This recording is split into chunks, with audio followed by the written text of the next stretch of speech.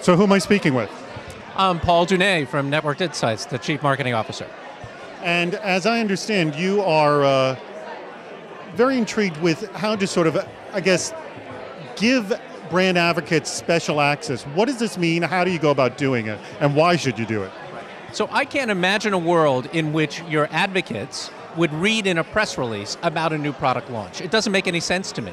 You've connected with them on Facebook. You've connected with them on Twitter. Why would they not get access to that information? It's sort of counterintuitive. So if there's a way that you can store them and using something like Exuberance to connect with them and then give them access to information over time, I think you're going to build a much stronger relationship with them. So can you give me specifics of how you've done this? Yeah, absolutely. When I did a product launch back in September, what we did is we took a group of advocates and we had to fight through, corporate communications to say, can we give them access to information? How would we give them access?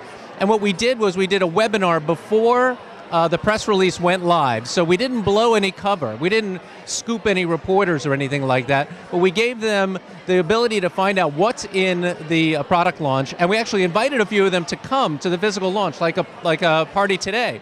And one of the guys was live tweeting like, this is the greatest product, I'm going to buy this product, I'm going to be the first one to buy this product. It was sort of cool, and it spurred other folks on, right? So I think that's the way you want to treat your advocates. You don't want to treat them like everybody else and give them a press release.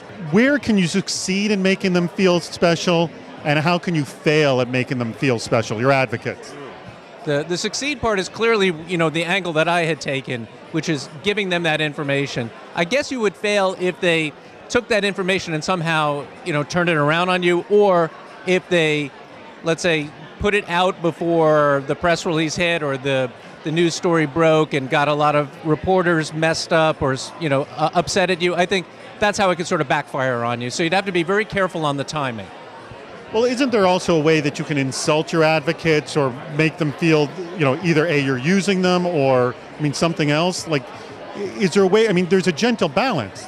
Sure, absolutely. I think if you're asking too much of them, you're absolutely starting to, go to the well too many times. You're gonna dry it out. So I think very selective use, very high-powered use of it reminds me of that case study, what I consider the gold standard case study, which is the Wizard World of Harry Potter, right? You remember that one? Where Disney could have spent any amount of money on promoting the Wizard World of Harry Potter. But what they did is they took a few select bloggers, like 7 of them, and gave them a special free midnight webinar, kind of thing. And those 7 bloggers told 350 million people over the course of time, right? And that really helped get them that credibility in that space around that particular ride. And then, of course, they juiced it with paid advertising and all the normal things that you think they would do.